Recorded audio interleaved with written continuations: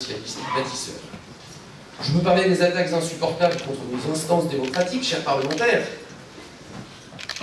Votre travail est de plus en plus dur et on vous soutient de plus en plus fort. Mais ils ont exclu les maires du Parlement, comme pour gérer entre eux, sans surtout que personne ne les dérange.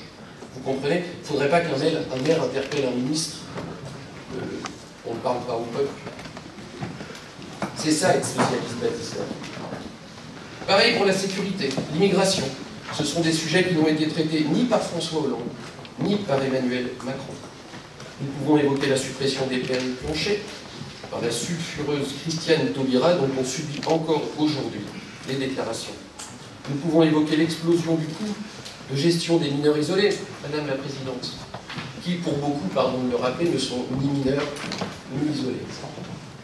Oh, bien sûr, le courage aidant, nos opposants tournent en boucle des éléments de langage bien rodés, critiquant notre action, celle de la droite et du centre, lorsque nous étions aux affaires, expliquant à qui veut l'entendre qu'il y a 15 ans, blablabla, blablabla. Mes chers amis, je ne doute pas qu'un jour ils comprendront qu'asséner des vérités sans relâche, qu'asséner des phrases sans relâche, ça ne fait pas une vérité.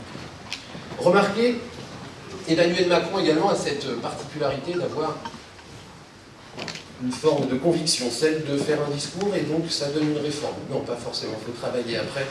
Et c'est pas parce qu'il fait un discours qu'il fait une réforme. Alors oui, moi je me rappelle, on vient de vivre 10 années de socialisme. Et il est urgent d'en sortir. Vivions-nous mieux en 2007 qu'aujourd'hui? Nos concitoyens vivent-ils mieux aujourd'hui qu'en 2007? La France était-elle en meilleur état en 2007 ou aujourd'hui? Et la dette? Et le niveau d'insécurité? Aujourd'hui, quand j'entends les Rousseau, Jadot, Montebourg, Sibeth Ndiaye, Dupond-Moretti, Mélenchon, Autain, Bayou et tous les autres, d'abord je ris. Et puis après je suis en colère. Je suis en colère quand le maire de Rouen veut déboulonner Napoléon.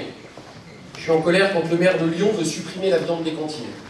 Je suis en colère quand le maire de Bordeaux veut supprimer les sapins de Noël. Je suis en colère quand la maire de Poitiers ne veut plus que les enfants soient émerveillés par l'aviation. Faudrait-il que je débaptise le centre culturel Saint-Exupéry? Je suis en colère quand à Vincennes, un élu Europe Écologie Les Verts refuse d'allouer une subvention au motif que les bateaux polluent pour un club de bateaux à voile. Je suis en colère quand à Strasbourg, ville du Parlement européen, le conseil municipal acte le 22 mars dernier le principe d'une subvention de plus de 2,5 millions d'euros à destination de la Confédération islamique midi-russe. Et la liste est tellement longue. Alors face à tous ces risques et conscients des enjeux, il nous faut travailler, nous rassembler pour redresser le pays. C'est pour ça que je me suis engagé aux côtés de Valérie Pécresse, d'abord aux élections régionales, puis aujourd'hui dans cette formidable campagne pour la présidence de la République. Je me suis engagé avec toi, Valérie, parce que tu fais ce que tu dis et tu dis ce que tu fais. Tu dis ce que tu fais avec pragmatisme, réalisme et toujours dans le sens de l'intérêt général et sans caricature. À la région, avec la charte de la laïcité, tant critiquée par tes opposants, qui veut qu'aujourd'hui aucun euro d'argent public ne soit utilisé ou investi là où la laïcité n'est pas respectée. Mais également quand tu viens en soutien des forces de l'ordre et des maires en finançant les équipements des policiers. Quand tu opposes au dogmatisme écologique une écologie politique, positive, ambitieuse et d'avenir. Quand tu es au chevet de nos soignants et quand, dans la période que nous avons traversée, tu nous as aidés, nous les maires, à trouver du matériel comme des masques qu'à aucun moment en France on aurait cru manquer un jour. Quand tu fais de la culture une arme d'instruction massive, en soutenant fortement, Florence en est témoin, ce monde tellement utile à notre jeunesse. Et tu me permettras de conclure, chère Valérie, en reprenant les mots de ta tribune que tu as publiée le 14 juillet. À la cancel culture, cette culture de l'annulation qui nous vient d'outre-Atlantique, tu opposes notre réancrage dans l'histoire française. Plutôt que le déni de soi, tu appelles à l'amour de soi.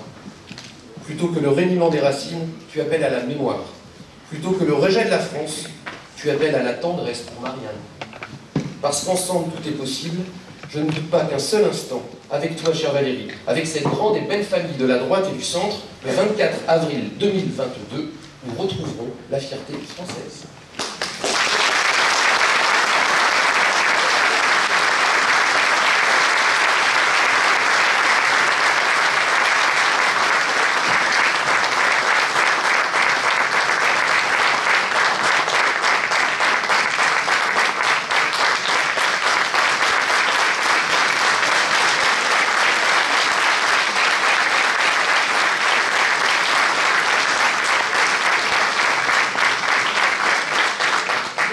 arriver dans une salle avec les applaudissements. C'est extra. Et Valérie, on recommence. Allez,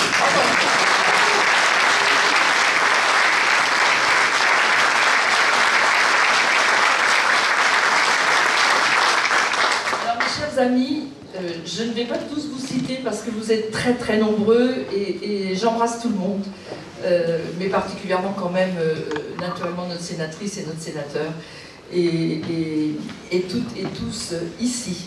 Bienvenue à Franconville, bienvenue en Val d'Oise. Et je sais qu'il y a aujourd'hui des personnes qui sont là et qui ne sont pas du Val d'Oise. Donc bienvenue en Val d'Oise. Et merci d'être si nombreux ce matin pour applaudir à l'appel de Valérie. Alors, mes chers amis, d'habitude, je vous parle du Val d'Oise. Normal, je suis la présidente. Vous connaissez mon ardeur pour construire avec tous les Valdoisiens un Val d'Oise en grand. Mais aujourd'hui, je voudrais vous parler de la France. Comme vous le savez, notre pays, c'est pour ça que nous sommes là, est au devant d'échéances majeures. L'élection présidentielle et les élections législatives qui vont les suivre du printemps prochain seront décisives. Et j'ai un petit salut pour Antoine Savignac, mais qui n'a pas pu nous rejoindre, qui devait être là, mais qui n'a pas pu nous rejoindre. Je ne sais pas ce qu'il lui est arrivé sur l'autoroute. Il est en panne sur l'autoroute. Bon, pas de chance quand même. On ne va pas tous aller le chercher. Mais on a une petite pensée pour lui, puisque c'est notre seul député sur le Val d'Oise. Donc il nous est précieux au cœur. Et ce n'est pas lui, naturellement, qui me contredira dans ses propos. Notre pays, la France, et nous, les Françaises et les Français, nous avons besoin de nous retrouver. Nous avons besoin de nous retrouver alors que nous pouvons entrevoir le déclin de cette crise. Aujourd'hui, on commence à se dire qu'on va en sortir. Le déclin de cette crise terrible de la Covid qui a entraîné tant de deuil dans nos familles et tant de difficultés pour tous.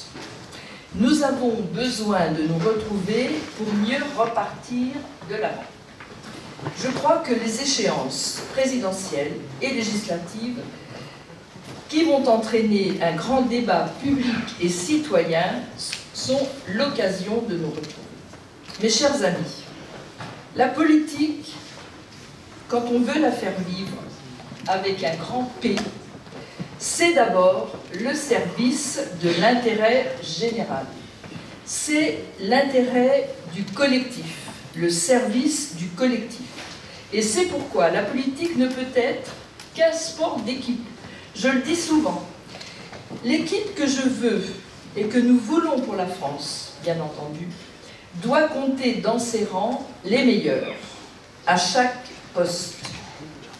Et des talents, nous n'en manquons pas. Mais elle ne peut pas gagner si elle ne reste qu'une addition de talents. Notre équipe ne pourra faire gagner la France que si elle joue ensemble. Cette équipe, il lui faut un capitaine. Un capitaine qui s'engage, un capitaine qui rassemble, un capitaine qui va nous mener à la victoire. Adhérente aux Républicains, je participerai naturellement au Congrès où nous élirons Valérie Pécresse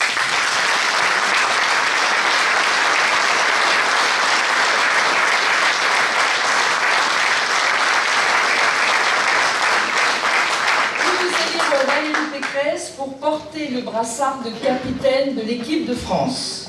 Mes chers amis, l'article 4 de la Constitution de 1958, que nous a légué notre général de Gaulle, dispose que les partis concourent à l'expression du suffrage des Français. Dans une démocratie comme la nôtre, les partis ont un rôle constitutionnel reconnu.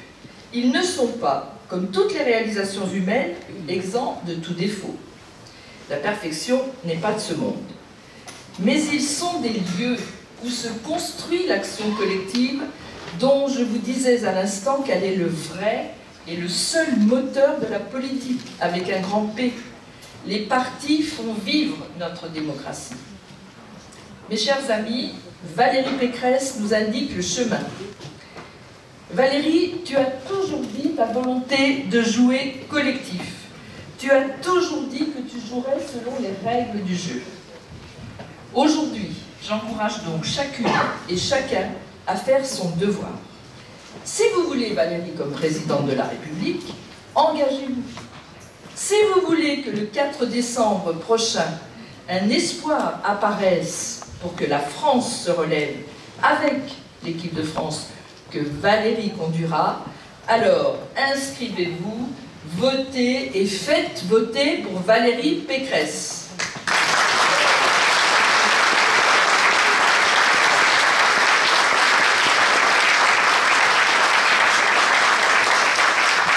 Nous aimons la France. Nous voulons pour elle le meilleur. Nous ne pouvons pas nous résigner à la laisser dans de mauvaises mains. L'actuel président de la République et ses amis ne comprennent pas la France. Souvent, trop souvent, ils ont même montré un mépris à l'état brut pour les Françaises et les Français. Ils se sont trop souvent perdus dans des choix désastreux. Par aveuglement, par idéologie, ils sacrifient nos atouts nationaux à une soi-disant cause européenne dont personne, à part eux, ne veut en Europe. La politique agricole de la France, la politique énergétique de la France, mes chers amis, ne peuvent pas être à la remorque des lubies des soi-disant écologistes allemands ou de nos concurrents internationaux. La naïveté ne peut pas guider l'action de la France quand il s'agit de notre défense, de notre industrie de défense. Le déni et la bien-pensance ne peuvent pas tenir lieu de politique quant au traitement de la délinquance, quant à la lutte contre l'islamisme radical, chère Jacqueline. Le wokisme et les délires venus tout droit des campus californiens ne peuvent pas continuer à infiltrer tout notre système éducatif, qui dégringole d'année en année dans des classements internationaux. Le quoi qu'il en coûte ne peut pas se transformer en distribution de chèques en bois à des clientèles électorales à l'approche des élections. Il y a 4 ans et demi, on nous avait promis un réformisme ambitieux. Où est-il passé? L'actuel président et ses amis n'ont qu'un bilan en la matière.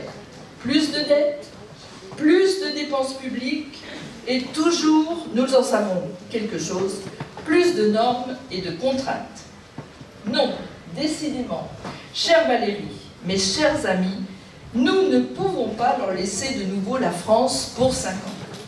Quant aux autres prétendants déclarés, ils auront autant de temps de parole qu'ils voudront, vous allez remarquer, à la télévision. Entre démagogie galopante et discours de haine, ils ne pourront pas non plus convaincre et rassembler les Français. C'est bien à nous tous, chers amis, qu'il revient de relever le flambeau de la France. D'abord, en désignant Valérie Pécresse pour construire et conduire notre équipe de France. Et pour cela, je vous donne rendez-vous au début du mois de décembre prochain. Ensuite, pour aller à la rencontre des Françaises et des Français. Ma chère Valérie, alors que nous nous sommes récemment souvenus du président Jacques Chirac, toi aussi, tu nous montreras le chemin. Et tu sauras que nous serons là pour te suivre. Montrez-lui. Vive Valérie, vive la France, vive la République.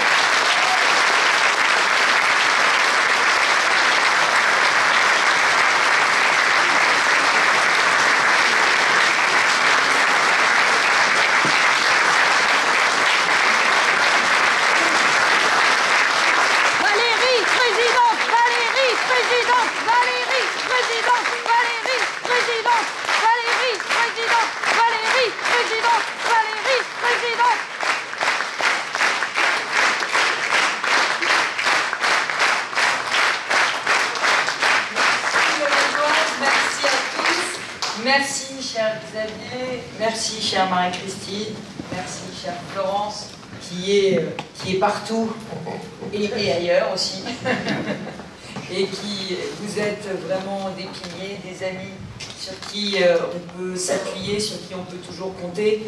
Et c'est vrai que dans le Val d'Oise, on est des combattants. Quand on fait de la politique, on est des combattants.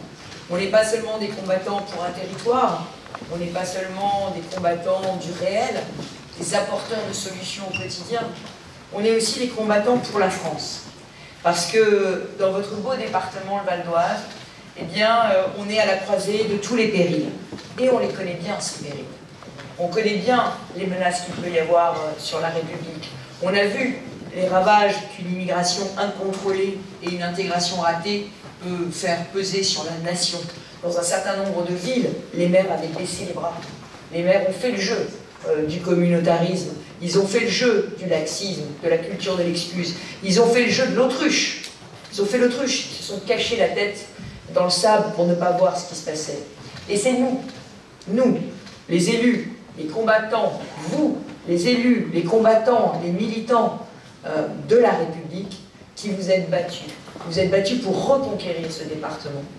Vous vous êtes battus pour reconquérir pied à pied chaque ville, parce que c'était évidemment un impératif pour le territoire, mais aussi pour la France. Alors il y a aujourd'hui dans notre réunion deux sénateurs, dont l'un était l'ancien président du département, a été l'artisan justement de cette reconquête du département du Val d'Oise. Donc Arnaud, merci d'être là. Merci de ce que tu as fait pour le département. Merci de l'aide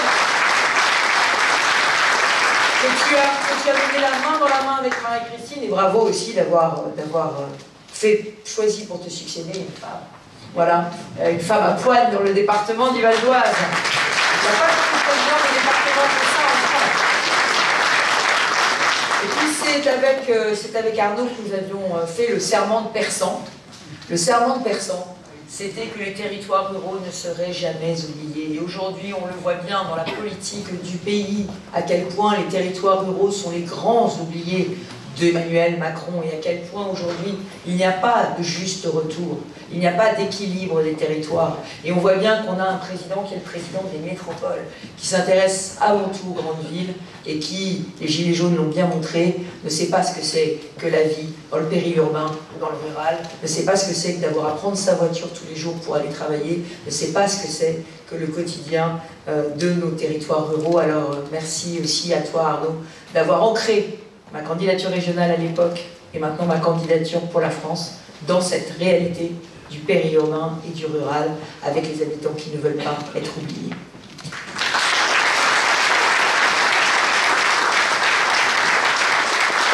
Et je voudrais aussi dire un mot de Jacqueline, parce que Jacqueline, c'est une Amazone.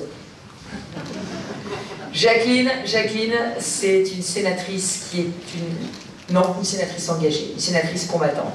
Jacqueline, elle a repris le flambeau et l'étendard de la défense de la République et de la laïcité partout. Jacqueline, c'est une femme. Oui, ça veut dire aussi quelque chose pour nous. Ça veut dire qu'elle défend aussi l'égalité femmes-hommes. Elle défend l'égalité des êtres humains entre eux. Elle défend les droits des femmes d'être debout, de ne pas être opprimées, de ne pas être sous emprise, de ne pas être contrainte, de ne pas être forcée. Et c'est son combat. Et je voudrais le dire que, bon, il se nourrit évidemment de son expérience d'élu de terrain, qui lutte pied à pied contre le séparatisme, contre le communautarisme, contre l'infériorisation des femmes. Mais ce combat, elle le mène évidemment au plan national, elle le mène au Sénat. Et elle a porté très très haut toutes ces questions. Alors parfois, on n'arrive même pas à la suivre, tellement elle va loin dans ses ambitions, mais tu es finalement notre aiguillon. Et c'est toi qui montres la voie. Et je sais que tu as raison. Je voudrais donner un seul exemple, mais qui est quand même un exemple important. Vous connaissez la base de loisirs de Cergy-Pontoise. Bon. Elle appartient à la région Île-de-France. Il se trouve que nous avons eu dans cette base, évidemment, des provocations d'islamistes, de radicaux, qui voulaient que les femmes se baignent en burkini. Et vous savez, j'ai interdit cela. J'ai interdit cela, j'ai fait prendre un règlement de piscine, de baignade, pour dire, dans les piscines de la région Île-de-France, on se baignera en bikini. Alors, en tenue de piscine ou en maillot une pièce, en tenue de piscine et la tenue classique. Et j'ai été accusée. J'ai été accusée par le Comité contre l'islamophobie en France, Comité contre l'islamophobie en France, qui est une association qui a été dissoute après, cher Thibault, l'assassinat barbare de Samuel Paty, qui a endeuillé évidemment les Yvelines, mais qui a endeuillé aussi le Val d'Oise, puisque Samuel Paty, on ne le sait pas, était originaire d'Éragny. Et donc, après cet assassinat barbare, on s'est aperçu que le comité contre l'islamophobie avait été l'un des propagateurs des messages de haine contre Samuel Paty. Et donc, c'est lui qui avait nourri le projet du terroriste. Et ce comité a été dissous. Mais avant d'être dissous, ils ont eu le temps de saisir la Défenseure des droits. La Défenseure des droits, c'est une institution de la République qui aujourd'hui doit défendre les droits des hommes, les droits des femmes dans la République. Et la Défenseure des droits m'a écrit une lettre pour me dire, Madame Pécresse, si vous n'autorisez pas les burkinis dans les piscines, je vais vous poursuivre en justice pour discrimination pour des motifs religieux. Voilà. Alors vous comprenez. Et alors qu'est-ce que j'ai fait? J'ai demandé à nos parlementaires, Antoine Savigna et Arnaud et Jacqueline, mais tous les autres, j'ai demandé à nos parlementaires de faire voter un amendement dans la loi séparatisme, qui s'appelle plus d'ailleurs loi séparatisme, parce qu'il ne faudrait surtout pas nommer les choses, hein, qui s'appelle loi pour les valeurs de la République. Dans la loi pour les valeurs de la République, j'ai demandé qu'on vote un amendement qui autorise les maires et enfin, tous les élus locaux à interdire dans les piscines les maillots à connotation religieuse. Eh bien, LREM, la majorité présidentielle, la majorité d'Emmanuel Macron, M. Darmanin, qui se prétend de droite, qui se prétend en pointe contre le séparatisme, ont refusé de voter cet amendement qui protégerait les élus locaux contre les poursuites. Alors aujourd'hui, je suis poursuivie. Et j'ai répondu à la Défenseure des droits, je lui ai répondu, Madame la Défenseure, vous avez une conception de la loi qui est à l'envers de ce qu'il faut faire. Vous considérez que je dois me demander, quand je fais un règlement de piscine, quelle est la religion des gens qui vont se baigner? Ben c'est le contraire, c'est le contraire. Moi je n'ai pas à savoir la religion des gens qui vont se baigner. Moi j'ai appliqué la loi, une loi qui est égale et pareille pour tous. J'ajoute que quand il y a eu les petites échauffourées à Cergy, à Draveil, à Créteil, avec les activistes du Burkini, moi j'avais des femmes qui ont dit si c'est comme ça, moi j'enlève le haut. Les hommes qui ont dit bah, si c'est comme ça, moi j'enlève le bas. Et oui, mais quand il n'y a plus de loi, c'est la chienlit. Quand personne n'a le droit de dire quelle est la décence, quelle est la règle commune, et ben ça devient l'affrontement. Et vous vous souvenez, le ministre de l'Intérieur, Gérard Collomb, avant de partir, il a dit une phrase qui nous, à mon avis, qui est une petite graine qui a germé, à mon avis, dans le cerveau de tous les maires qui sont ici, les conseillers départementaux, les conseillers régionaux du Val d'Oise, parce que c'est quelque chose qui nous parle. Il a dit, aujourd'hui nous vivons côte à côte, il ne faut pas que demain nous vivions face à face. Et bien, c'est ce qu'on vit aujourd'hui dans le Val d'Oise. On vit ça dans le Val d'Oise parce que, comme dans beaucoup d'autres départements de France, il y a eu un urbanisme absurde. Il y a eu un urbanisme absurde dans les années 70, où on a fait des quartiers ghettos, où on a autorisé le séparatisme urbain. Et nos maires de la droite et du centre, qu'est-ce qu'ils font? J'ai entendu qu'on traitait les élus de la droite et du centre, les maires, de notables centristes. Ben, je peux vous dire que dans le Val d'Oise, il n'y a pas beaucoup de notables. Mais en revanche, il y a beaucoup de maires qui vont tous les jours au turbin, tous les jours dans les rues, pour affirmer les valeurs de la République contre vents et marées, et qui se font engueuler, et qui continuent, et qui détruisent des ghettos, et qui reconstruisent des quartiers équilibrés, avec pas plus de 30% de logement social dedans, parce que sinon, l'ascenseur social ne fonctionne pas, parce que sinon la culture française ne se transmet pas, les valeurs de la République non plus, et les écoles deviennent des écoles ghetto elles aussi. Voilà, c'est ça la situation. Et moi je voulais faire ce discours aujourd'hui dans le Val d'Oise, parce que, avec tous les élus valdoisiens, eh bien, ce que nous faisons, c'est un combat qui est pour la France. C'est un combat pour les valeurs de la République. C'est un combat pour la France qu'on aime. C'est une guerre de civilisation que les terroristes mènent contre nous. Moi, j'ai été élue au lendemain des attentats du Bataclan. C'est pour ça qu'on a fait la première charte de la laïcité. C'est pour ça qu'on a fait le bouclier de sécurité avec Frédéric Pechnard et qu'on a dit qu'on allait aider les villes. C'est pour ça qu'on s'est mis à faire du financement de police municipale. On nous dit qu'il faut une police de proximité, mais elle existe. C'est les polices municipales. Il n'y a que Madame Hidalgo pour ne pas se rendre compte qu'une police municipale armée à Paris, ça permettrait de soulager la police nationale et de permettre à nos policiers nationaux de faire leur travail d'élucidation et d'enquête. Parce que chacun son rôle. La police de proximité, la police municipale, c'est rassurer les honnêtes gens, et la police nationale, c'est de poursuivre les délinquants. C'est ça le rôle. Alors oui, moi je me présente à la présidence de la République pour mettre fin au « en même temps ».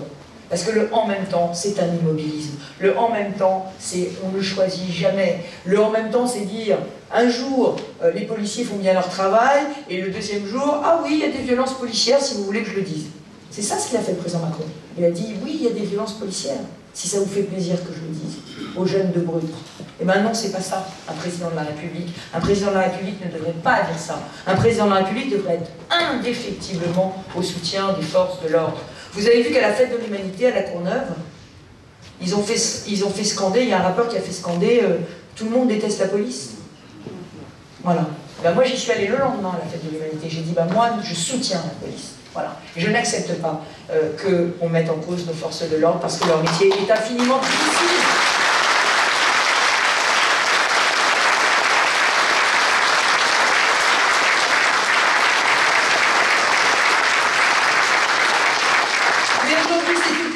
D'autorité qui sont bafouées dans notre pays, les maires qui sont agressés, les policiers, les gendarmes. Je ne vais pas vous parler de Beaumont-sur-Oise. Voilà, aujourd'hui, on a aujourd'hui des gendarmes qui font leur boulot. C'est des boulots extrêmement difficiles. Et je le redis, M. Traoré, il n'est pas mort. Les circonstances de sa mort n'ont pas été élucidées, il y a une procédure judiciaire en cours, je ne me prononcerai pas sur les circonstances de sa mort.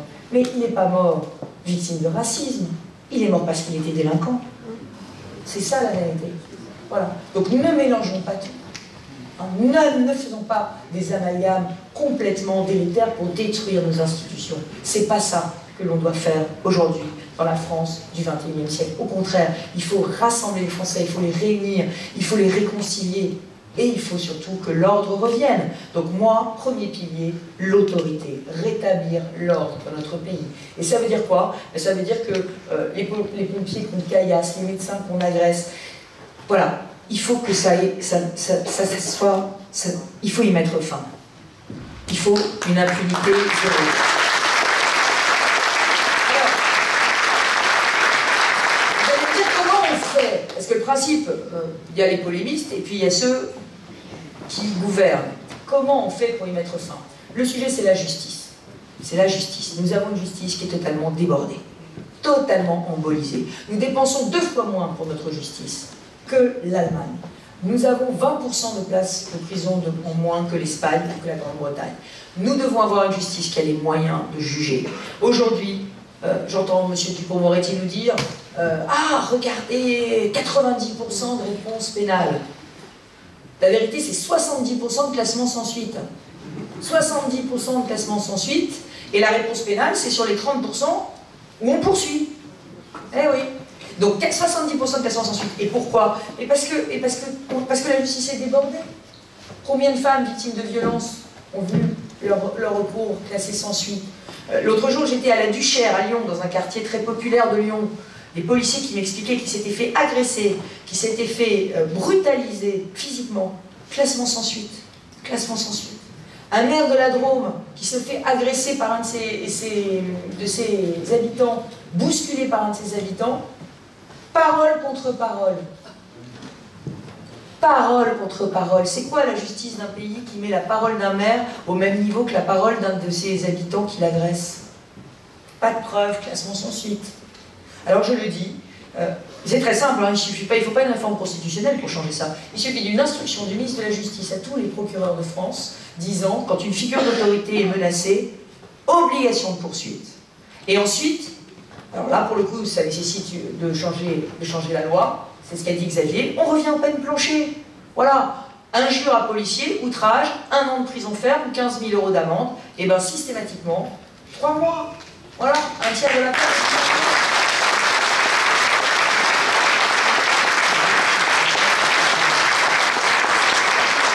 Vous avez vu que quand le président de la République se fait agresser, se fait gifler, l'agresseur, c'est comparution immédiate et incarcération immédiate. C'est vachement bien. Et pourquoi c'est pas fait quand c'est vous, nous? Pourquoi c'est pas fait quand les victimes ne sont pas le président de la République? Alors moi je vous propose que dans les flagrants délits, on fasse des comparutions immédiates systématiques. Voilà. Et puis c'est fini, les flagrants délits, on a le coupable.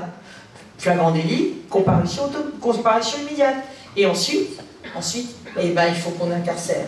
Il faut qu'on incarcère tous ceux qui sont violents. Voilà. On a fait aujourd'hui une loi qui est passée au Sénat en disant jusqu'à 1 an de prison ferme, on aménage obligatoirement la peine. Ben moi je ne dis pas aménager obligatoirement la peine, parce qu'il y a des détenus qui sont violents, parce qu'il y a des détenus qui terrorisent des quartiers. Et quand on est condamné, eh ben, quand on est dangereux, on va en prison. Voilà. Et on ne revient pas dans son quartier avec un bracelet électronique à la cheville, parce que ça, les amis, ça, c'est le symbole de l'impuissance publique. Et c'est le symbole que les caïds gagnent toujours à la fin. Et ça ne peut pas être le message qu'envoie la République française. C'est impossible. Donc le bracelet électronique, on s'en sert. On prend des casernes désaffectés, on prend des bâtiments publics désaffectés et on fait des centres fermés pour majeurs, qui seront, puisqu'on n'a pas le temps de créer 15 000 places de prison, ça fait 20 ans qu'on nous les promet, on va les voir arriver, mais le temps qu'on les construise. Donc aujourd'hui, pour l'instant, il y en a quoi, 2000, hein, c'est ça, 2000 qui ont été construites sous Emmanuel Macron, on a eu 15 000, et encore c'est Urboas, le ministre de Hollande, qui les avait lancés. Donc on ne les aura pas demain. Si on veut pouvoir mettre hors d'état de nuire les délinquants, il faut inventer autre chose. Centre fermé pour majeurs, sous bracelet électronique, et là, on les éloigne de leur quartier et on les enferme. Voilà.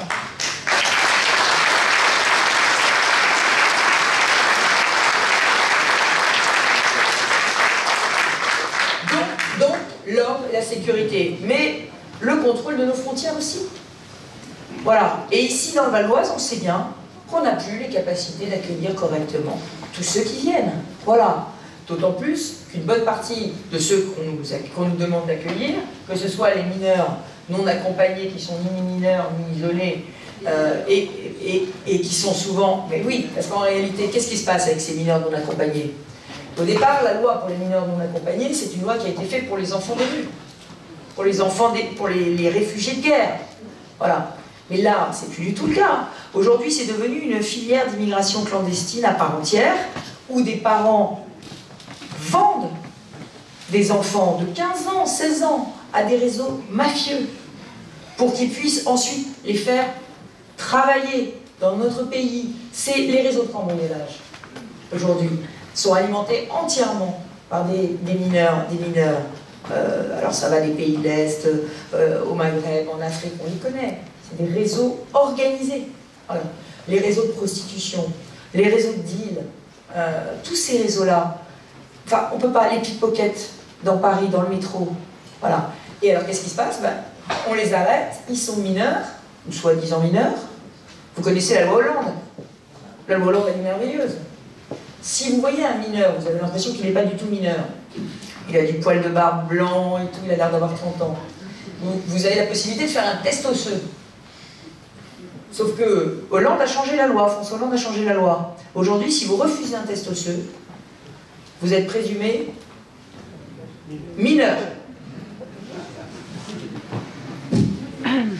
Moi, je ne suis pas contre qu'on puisse refuser un test osseux, après tout, intégrité du corps humain, mais enfin, si vous refusez le test osseux, vous êtes présumé majeur. C'est que vous ne voulez pas qu'on vous teste. Voilà.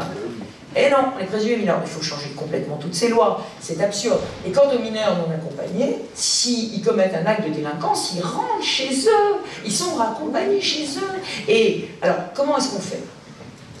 Là encore, le vrai sujet de cette campagne présidentielle, c'est le comment on fait. Moi, je suis une femme du faire, F-A-I-R-E. Je suis une femme qui fait. Donc, tous ces sujets-là, ça fait des années qu'on entend dire « on ne peut rien faire ». Vous savez, c'est comme Annie Cordy. Je voudrais bien, mais je peux point. Ben non.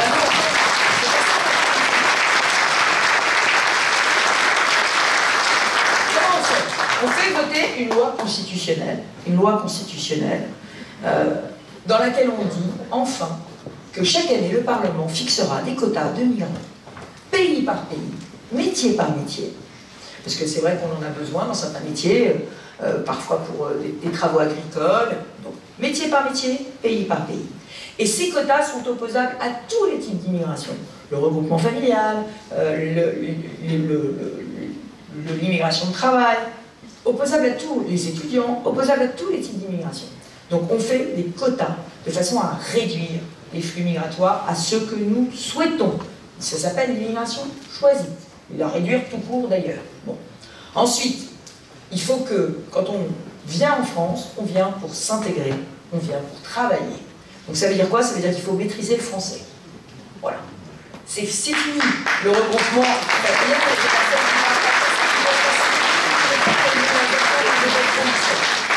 C'est ce que font les Allemands, c'est ce que font les Britanniques. Examen obligatoire de français qui conditionne le titre de séjour. Et si on ne réussit pas, on repasse. Voilà. Et tant qu'on ne parle pas français, on ne vient pas. Parce que sinon, on ne peut pas s'intégrer si on ne parle pas français. Bon. Ensuite, il faut durcir les conditions aussi de revenus et de logement. Il faut que quand on fait venir sa famille, il faut qu'on ait le quoi l'entretenir. Mais avant ça, il faut que la famille présente des vraies garanties d'intégration. Et les vraies garanties d'intégration, c'est de parler notre langue. Et puis c'est de respecter les valeurs de la République. Et ça suppose de prêter un serment quand on vient en France de respect de la laïcité. Voilà. Parce que c'est dans nos valeurs et on doit les respecter. Par ailleurs, sur les mineurs isolés, il faut pouvoir les renvoyer dans leur pays. Alors, là aussi, comment on fait? Il faut dénoncer les accords internationaux que nous avons avec nos partenaires du Maghreb et d'Afrique subsaharienne. Il faut les dénoncer et les renégocier. Et les renégocier en disant visa contre retour des clandestins. Voilà. Vous voulez des visas pour venir en France? Eh bien, ok, mais si on a un clandestin de votre nationalité, vous acceptez de le rendre. Voilà. Donnant. Ça, c'est possible. Alors, vous avez vu que le gouvernement est un petit peu challengé par l'opposition. Vous avez compris que Macron, candidat, allait faire oublier toutes les défaillances de Macron président. Vous avez compris que c'était open bar sur les dépenses. Vous avez compris que vous avez tous touché un chèque avant les élections. Bon, mais je vous rassure, hein, après l'élection, c'est l'addition. Donc, si vous touchez un chèque avant, dites-vous que vous rembourserez plus tard. C'est comme pour l'énergie, hein, vous avez entendu le Premier ministre. Il a dit on bloque les prix jusqu'à avril. Oh, avril. Oh, il a choisi la date au hasard. C'est le printemps. C'est le printemps. C'est le printemps. Non, voilà. Et il a même dit, et si les prix baissent après, on laissera les prix là où ils sont, comme ça on pourra se rattraper sur l'avance de trésorerie qu'on aura fait pendant l'hiver. Bon, voilà. Donc ne soyez pas dupes. Hein. Voilà, ne soyez pas dupes. Donc, Emmanuel Macron, sous la pression de l'opposition, a dit on va diviser par deux les visas qui viennent d'Algérie, du Maroc et de la Tunisie. Au passage, on apprend que les obligations de quitter le territoire français vis-à-vis de l'Algérie et du Maroc sont exécutées à moins de 2%. Au passage, hein, des chiffres que personne n'avait, enfin on découvre. Bon, voilà, vous savez que Emmanuel Macron avait fait une interview à Valeurs Actuelles il y a 2 ans en disant 100% des obligations de quitter le territoire français seront exécutées. 100%, on est à 2%. Voilà. Mais là, à un moment, il ne pourra pas échapper à son bilan, le président de la République. Et c'est pour ça qu'il faut y mettre fin à la présidence Macron. C'est parce qu'il n'y a pas les résultats. Il y a les belles paroles, mais il n'y a pas les résultats. Donc voilà, alors qu'est-ce qu'on fait? Ils ont commencé un petit peu. Ils ont dit pendant 3 mois, on va réduire. Ah non, il faut que ce soit une règle du jeu. Règle du jeu commune. Voilà. Et j'ajoute que sur les prestations sociales, il faut qu'il y ait 5 ans de résidence en France régulière pour pouvoir les toucher. Parce qu'on ne vient pas en France. On vient en France pour travailler.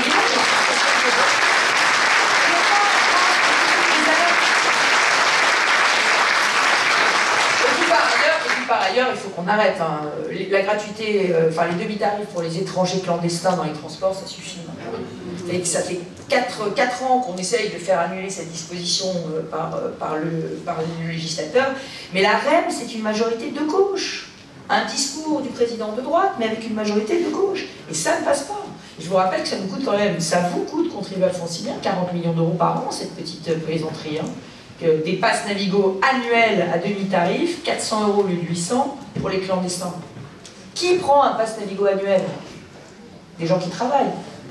Donc ça veut dire que vous subventionnez le travail clandestin. Avec la bénédiction de LRER, qui refuse de supprimer cette aide. Voilà. Donc là maintenant, il faut que ça s'arrête. Vous voyez? Et le jour où on dira, la France ne donne plus de prestations sociales aux clandestins, ne donne plus de prestations sociales avant 5 années de résidence en France, il y en aura beaucoup moins. Bah oui, bah oui. On est le pays le plus généreux. Bah voilà. Donc, voilà. Et puis, évidemment, il faut lutter contre la fraude sociale. Il y a des rapports qui s'empilent au Sénat, des magnifiques rapports sur la lutte contre la fraude sociale. Il faut à un moment donné que les cartes vitales soient biométriques. hein, et qu'il n'y en ait pas 2,5 millions de plus que d'habitants en France. Bah oui, mais sur le dark web, vous avez des faux papiers, vous savez, moi j'avais démantelé, quand j'étais ministre de l'université, un réseau de faux étudiants chinois. Et quand je l'ai fait, au début, tout le monde a hurlé, parce que je soulevais, vous savez, il ne faut jamais soulever le tapis, hein, il ne faut jamais montrer la poussière. Donc ça a beaucoup hurlé dans la communauté universitaire, ils ont dit, elle est sortie de ses compétences, elle vient, elle s'ingère, indépendance des universités, etc. Bon, mais les types, ils achetaient leurs inscriptions en liquide sur les parkings de l'université. Enfin, je veux dire, c'était quand même là. Et à la fin de la fin, on s'est rendu compte que ces étudiants ne parlaient pas le français. Mais comment voulez-vous pouvoir étudier si vous ne parlez pas la langue? Voilà. Donc là aussi, pour les étudiants, si votre enfant veut aller étudier en Angleterre, il devra passer le TOEFL ou le TOEIC. Hein. Il devra prouver qu'il a un certain niveau d'anglais, sinon il ne sera pas pris. On fait pareil. Et c'est pas être anti-républicain que de dire ça, c'est juste dire, ben voilà, c'est vrai. Et c'est comme ça. Et pareil...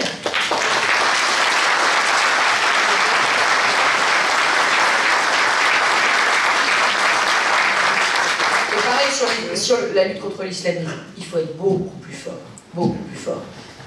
Vous savez que chaque année, des dizaines de djihadistes terroristes sortent de prison. Des dizaines. Ce sont des bombes humaines. Nous proposons qu'on leur applique, comme l'a fait Sarkozy pour les tueurs pédophiles, les tueurs en série, qu'on leur applique des mesures de sûreté. Ils sortent de prison, finissent leur peine, ils sont en mesure de sûreté, ils sont assignés à résidence. Et on les contrôle toute leur vie, si ça doit être toute leur vie, c'est toute leur vie. Et évidemment, c'est revu de manière régulière sous le contrôle du juge. Mais, enfin, c'est quand même fou d'imaginer relâcher dans la nature des personnes qui n'ont absolument pas abjuré leur idéologie barbare. Quand vous entendez Abdeslam dans son procès qui dit « Moi, je ne regrette rien et je ne regretterai jamais rien », voilà, on ne va pas laisser cette personne-là dehors. Voilà. Et alors, le Conseil constitutionnel nous dit que ce n'est pas constitutionnel. Mais la Constitution de 1958, elle n'a pas été faite par le général de Gaulle, en pleine guerre d'Algérie, pour protéger nos ennemis. C'est une Constitution dans laquelle il y a l'article 16 qui donne tous les pouvoirs au président de la République. Donc on fera une loi constitutionnelle, on mettra les mesures de sûreté pour les djihadistes. Et de la même façon, tous les signaux de radicalisation doivent pouvoir donner lieu à un licenciement ou à une révocation quand c'est un agent public et à un licenciement quand c'est dans une entreprise privée. Il faut protéger les salariés, il faut que ce soit écrit dans la loi. Il y a énormément de sujets sur lesquels on n'est aujourd'hui pas armé. Et quant au port du voile, le voile, c'est un cheval de bataille de Jacqueline, mais pas un vêtement comme les autres. C'est un signe de soumission de la femme. Donc moi, je n'admets pas qu'on puisse forcer les femmes.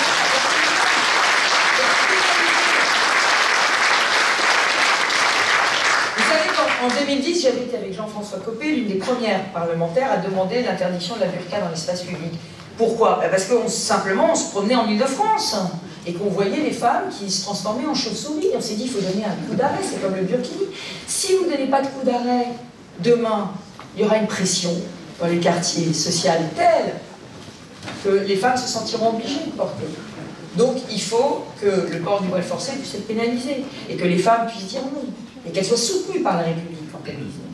Voilà. Alors vous l'avez compris, je remettrai de l'ordre. Je remettrai de l'ordre, mais je veux aussi redonner de la liberté.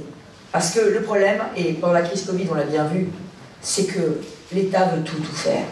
On est enfermé dans une bureaucratie absurde et tatillonne. Et alors elle est nourrie par les pseudo-écolos. Les pseudo-écolos qui...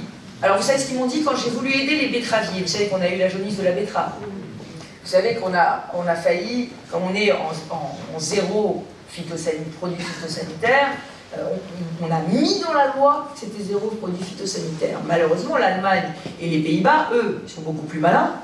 C'était juste un simple règlement. Donc quand ils ont vu la jaunisse de la betterave et que les betteraviers leur ont dit on ne va plus pouvoir faire de sucre, ils ont dit bon ben allez, petite dérogation cette année juste pour rétablir les choses. Mais eux ils pouvaient le faire, c'était juste un arrêté du ministre pour faire la dérogation. Non, non, il a fallu qu'on le mette dans la loi. Donc il fallait changer la loi, le ministre ne pouvait rien faire, il était impuissant, il ne pouvait plus faire de dérogation. Et c'est comme ça, la France c'est tout le temps en permanence comme ça. Alors j'ai défendu les betteraviers. la présidente du groupe écologiste à la région de France. Parce que moi, j'ai quand même battu Julien Bayou, le patron d'Europe Écologie Les Verts. La présidente...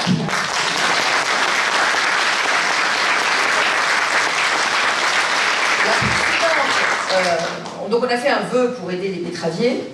Les écolos ont voté contre ce vœu pour les betteraviers. Et vous savez pourquoi? Sous quel prétexte? Parce que le sucre est mauvais pour la santé. Ah non, mais attendez, on n'a plus le droit de voler en avion, on n'a plus le droit d'avoir des sapins de Noël, et maintenant on n'a plus le droit de manger du sucre. Au secours, hein, quel pays hein. Voilà, non mais bon, faudra le dire à tous les enfants de France avant qu'ils aillent voter écologiste. C'est fini.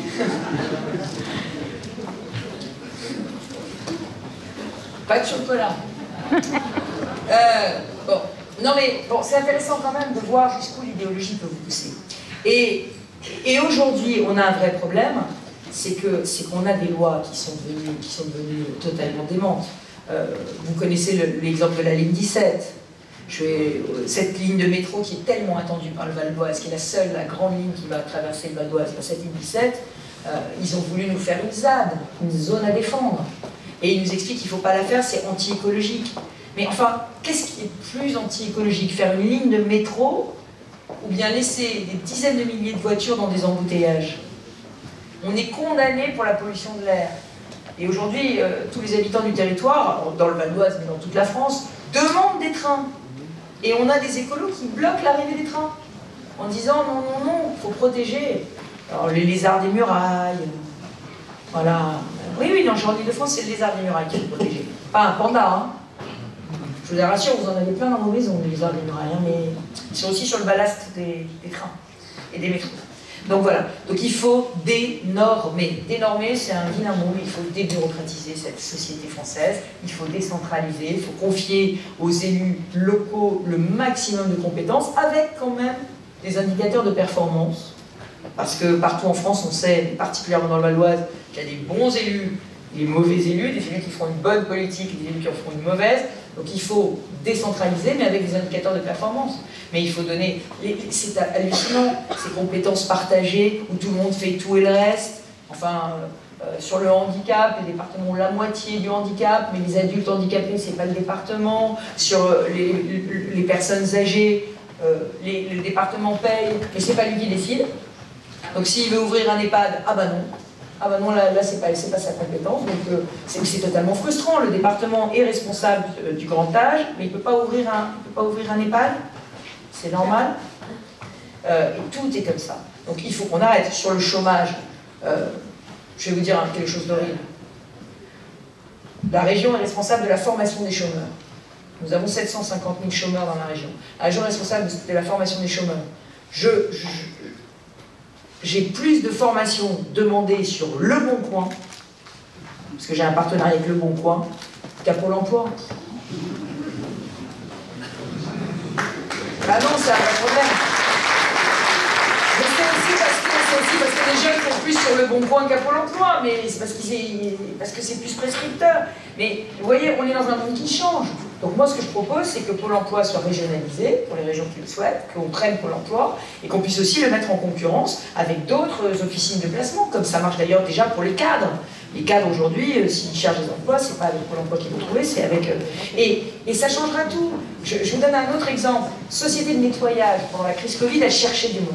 Cherchait désespérément du monde pour nettoyer, parce qu'avec la crise Covid, il fallait 2 fois plus de personnel pour nettoyer. Pôle emploi leur envoyait des gens, bien sûr. Mais des gens qui ne voulaient pas bosser dans le nettoyage. Des gens qui étaient au chômage, et on leur disait, allez, alors ils disaient, mettez-moi bien le tampon, hein, je suis venu passer mon entretien, pour pas que je perde mes allocations, mais je ne veux pas bosser chez vous, parce que le nettoyage, c'est pas du tout mon truc. Alors qu'est-ce que vous faites là pour que vous êtes venu? Ah bah, Pôle emploi m'a dit qu'il fallait venir, alors je viens. Donc, alors du coup, les sociétés de nettoyage se sont tournées vers moi, on dit, comment on fait? Et donc qu'est-ce qu'on a fait? Ben, on est allé dans les quartiers populaires, avec les associations, et on a demandé dans les quartiers, s'il y avait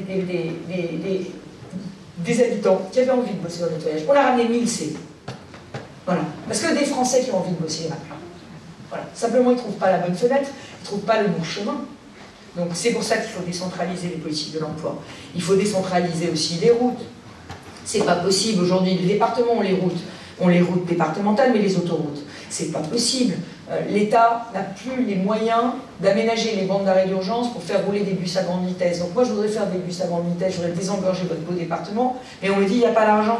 L'État n'a pas l'argent. Et comme l'État a les autoroutes, on ne peut pas se coordonner avec Marie-Christine, autoroute, route départementale, pour faire un beau réseau routier. Parce que opposer transport en commun et les routes, c'est idiot. La route, c'est un chemin. On peut faire rouler des bus dessus, des bus à grande vitesse. Donc on peut faire des transports en commun pas très chers. Enfin, voilà. Donc il faut débureaucratiser. Si je suis présidente de la République, je mettrai un comité de la hache auprès du Premier ministre, et le rôle du comité de la hache, ce sera de diviser par 3 les nombres de pages du Code du travail, du Code de l'urbanisme, de tous ces codes qui nous empêchent de faire.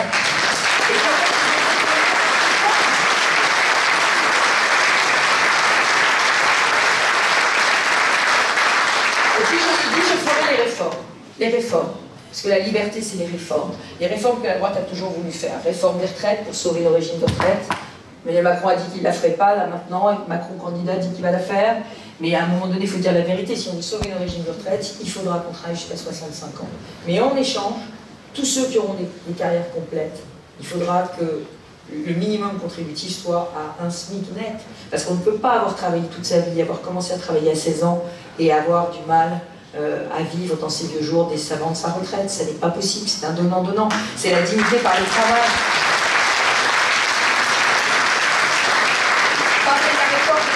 Chômage, nous, on veut aller plus loin. On veut qu'il y ait une dégressivité au bout de 6 mois pour tous ceux qui gagnent plus de 2,5 SMIC, pour qu'ils puissent, pardon, 2500 €, pour qu'ils puissent soient incités à reprendre un travail.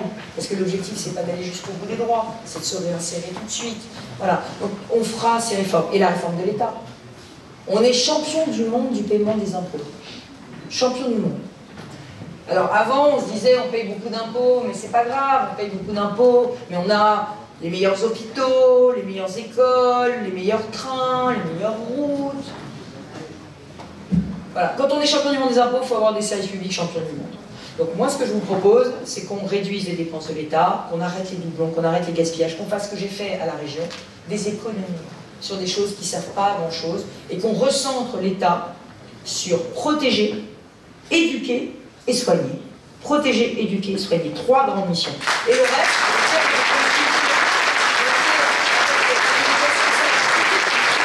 n'est pas obligé de tout faire tout le temps. Voilà. Et la dernière chose que je voudrais vous dire, c'est que je voudrais vous parler un peu de dignité. De dignité, parce que je pense que la dignité, c'est le travail. Et vous avez vu que ma mesure phare, c'est d'augmenter de 10% les revenus du travail, jusqu'à 2,5 SMIC. Pourquoi? Parce que l'objectif, si on augmente de 10% les salaires, c'est de creuser un écart entre les revenus d'assistance et les revenus du travail. Que cet écart soit beaucoup plus grand. Parce que sinon, eh ben, on a plus intérêt à rester au RSA et à vivre de trafic que de reprendre un travail qui est mal payé. Donc il faut qu'on le fasse. Alors comment on le fait? L'État prend à sa charge des cotisations retraite qui sont des cotisations salariales, et du coup on aura des salaires nets plus élevés. Les entreprises, ça ne leur coûtera pas plus cher, mais on change le mode de financement de notre protection sociale, et grâce aux économies qu'on aura fait, on pourra, et aux réformes, on pourra avoir des salaires nets plus élevés. L'objectif, c'est simple, c'est que, parce que moi je ne supporte plus qu'on me dise, c'est plus facile d'avoir un logement quand on est RSA que quand on est intérimaire. C'est plus facile de vivre en Ile-de-France quand on a un RSA et tout gratuit. Voilà. Et qu'on peut faire quelques heures de travail non déclaré que de venir prendre un emploi payé au SMIC. On ne trouvera plus d'aides-soignantes, on ne trouvera plus de ces salariés de première ligne demain si leurs salaires ne sont pas plus élevés. Donc il faut absolument qu'on travaille sur ces salaires. Moi, ça fait partie de mon projet, c'est mon projet. La dignité, c'est le travail. Voilà. Et il faut qu'on le dise.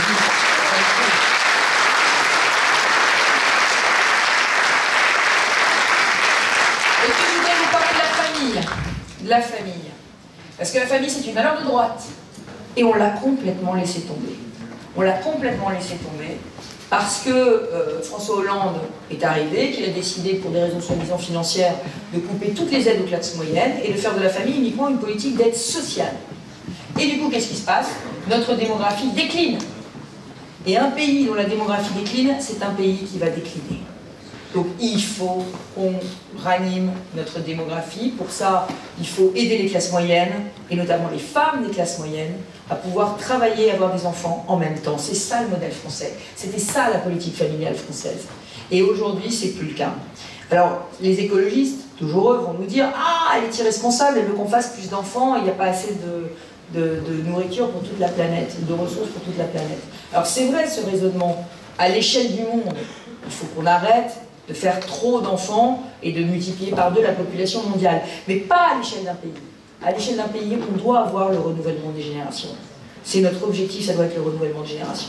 Et pour ça, eh ben, il faut reprendre une politique universelle familiale, en doublant les crédits d'impôt pour pouvoir avoir des services à domicile ou des assistantes maternelles, pour pouvoir concilier vie familiale et vie professionnelle. J'ajoute, évidemment, ce sera très utile pour les parents d'enfants handicapés, et ce sera aussi très utile pour nos aînés qui pourront du coup avoir des emplois à domicile et rester à domicile plus longtemps. Parce que combien ça coûte une place en EHPAD? Voilà. Pour la collectivité, ça coûte très cher, mais pour les familles, ça coûte très cher. Et l'objectif, c'est pas de dépenser à la fin de sa vie toutes les économies de sa vie. L'objectif, c'est de pouvoir transmettre. Et d'ailleurs, je proposerai un choc de transmission. Vous savez qu'avec la crise Covid, il y a beaucoup d'épargne dans le pays. Il y a beaucoup d'épargne, des gens qui n'ont pas dépensé puisqu'ils étaient confinés. Donc je ferai un choc de transmission, c'est-à-dire je vais défiscaliser les donations entre parents et enfants, grands-parents et petits-enfants, oncles et tantes et neveux, frères et sœurs au sein d'une fratrie, de façon à ce qu'il y ait un choc de transmission et qu'on puisse mettre le pied avec tous les autres.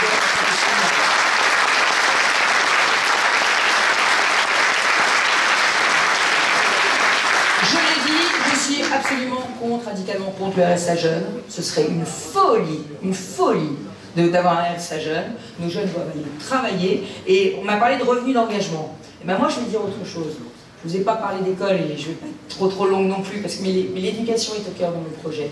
Et j'aurai l'occasion de prononcer un grand discours avant qu'on rende hommage à Samuel Paty. Parce que si notre école ne se relève pas très vite, dans 10 ans, la France n'est plus la France.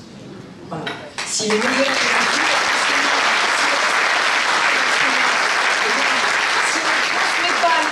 histoire et nos valeurs et nos savoirs, alors dans 10 ans la France ne sera plus la France et il nous faut un discours extrêmement fort sur l'éducation. Mais avant de vous parler d'éducation, je voulais vous parler de l'engagement des jeunes. Moi, on me dit les jeunes doivent s'engager, on va les payer 500 € pour qu'ils s'engagent. Et bien moi je vous dis, je mettrai une épreuve d'engagement au bac. Voilà, 30 heures d'engagement pour tous les élèves de terminale, pour que pendant 30 heures, pendant l'année, ils aillent s'occuper de personnes âgées, ils aillent faire du soutien scolaire, ils aillent faire de la réserve écologique, nettoyer les berges de l'Oise ou de la Seine, qu'on ait des jeunes qui s'engagent et qui s'engagent bénévolement, qui apprennent ce que c'est que le don de soi, le don aux autres, et qui apprennent qu'ils doivent faire aussi quelque chose pour leur pays.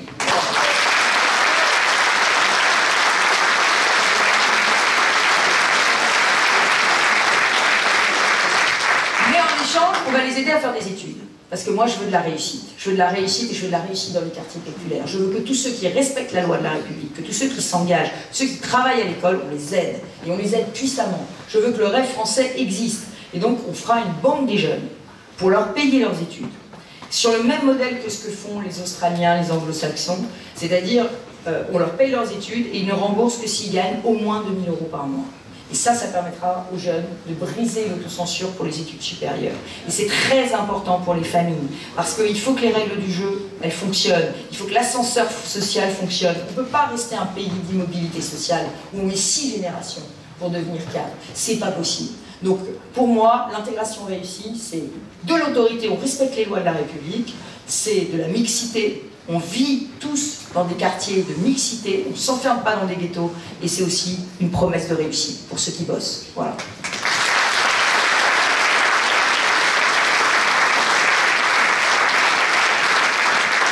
Donc vous l'avez vu, autorité, liberté, dignité, ça c'est un projet. Et quant à l'écologie, eh ben vous avez compris que mon écologie, c'était une écologie des solutions concrètes, avec des vrais résultats. C'est une écologie qui vous aide à devenir écologiste. C'est pas une écologie à la Hidalgo, où on vous dit, je vous enferme chez vous, dans le Val d'Oise, surtout n'en sortez jamais, hein, et n'essayez pas de venir à Paris, parce que de toutes les façons, vous n'y arriverez pas, voilà. Donc, non, sans plaisanter, je pense que la vraie écologie, c'est celle de la qualité de vie, et de la qualité de vie pour tous, mais c'est aussi celle du progrès, celle de l'innovation, celle de la recherche, des valeurs que nous avons abandonnées, qui sont celles d'une France en grand, d'une France au premier rang, d'une France fière de ses valeurs, fière d'elle-même. Et pour conclure, je dirais une seule chose. Voilà. Nous avons gagné les élections régionales. Et de ces élections régionales est sortie une formidable équipe de la droite et du centre. Alors maintenant, il faut désigner le chef d'équipe. Désigner le chef d'équipe, ça doit se faire par la démocratie. Voilà. Et il ne faut pas avoir peur de la démocratie. Mais moi, je jouerai toujours collectif. Parce que mon objectif, c'est qu'on gagne. Je défends aujourd'hui devant vous un certain nombre d'idées qui sont les miennes, parce qu'on est dans une région qui est la plus criminogène de France, parce qu'on est dans une région qui est le plus soumise au séparatisme, au risque séparatiste, au terrorisme, parce qu'on est une région dans laquelle il y a une énergie entrepreneuriale, dans laquelle il y a une jeunesse très grande, le département le plus jeune de France. Donc oui, on parle de sujets, je parle de sujets que peut-être d'autres à droite ne valorisent moins que moi, mais on a des valeurs communes. Et à la fin, il faut qu'on se retrouve. Et il faut qu'on se retrouve le plus vite possible pour foncer, parce que à côté des polémistes qui vous parlent du déclin et de la défaite de la France, il doit y avoir la droite et le centre qui vous parlent de redressement, de reconstruction et de relever le pays.